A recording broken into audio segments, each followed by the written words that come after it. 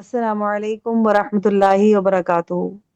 الحمد للہ وکفا وسلام علی عباد الذین اصطفیٰ اما بعد فاعوذ باللہ من الشیطان الرجیم بسم اللہ الرحمن الرحیم قال اللہ تعالی فی القرآن الکریم هل يستوی الذین یعلمون والذین لا یعلمون، کیا جاننے والے اور نہ جاننے والے برابر ہو سکتے ہیں؟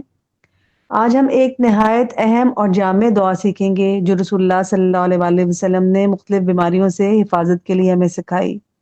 کچھ خاص بیماریوں کا اس دعا میں ذکر ہے۔ اللہم انی اعوذ بک من البرص والجنون والجذام وسیء الاسقام۔ اے اللہ، میں تیری پناہ مانگتی ہوں یا مانگتا ہوں برس، پاگل پن، کوڑ اور ہر مہلک بیماری سے۔ البرس کیا ہوتا ہے؟ البرس سفید داغ یعنی جلد کی بیماری ہوتی ہے۔ یہ بیماری جو ہے وہ بظاہر جسمانی ہے مگر انسان کی ظاہری خوبصورتی اور اعتماد کو متاثر کرتی ہے۔ الجنون یہ کیا ہے؟ پاگل پن، ذہنی بیماری سب سے بڑی آزمائش کا باعث ہے جس میں انسان کی عقل اور شعور جو ہے وہ چلا جاتا ہے۔ الجذام کوڑ کی بیماری، یہ متعدی اور خطرناک مرض ہے جو دوسروں کے لیے وبال جان بن سکتا ہے۔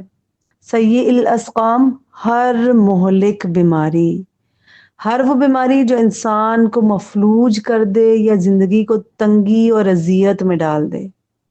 یہ دعا بھی انشاءاللہ تعالی ہم اپنے صبح و شام کے اذکار میں شامل کریں گے، اور بیماری اور مشکل سے پہلے ہی ہم انشاءاللہ تعالی اللہ کی پناہ طلب کریں گے۔ جسمانی اور ذہنی صحت کا خیال رکھنا بھی شکر اور دعا کا حصہ ہے۔ مشکلات میں اللہ کے قریب رہنے والا ہی محفوظ رہتا ہے۔ ان چیزوں سے بچنے کے لیے ہم نے پہلے سے دعا کرنی ہے۔ اللہ تعالی ہمیں ہر بیماری سے محفوظ رکھے اور ایمان اور تندرستی والی زندگی عطا فرمائے، اپنی فرما برداری والی زندگی دے۔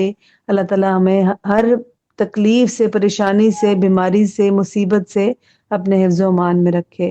آمین یا رب العالمین۔ السلام علیکم ورحمۃ اللہ وبرکاتہ۔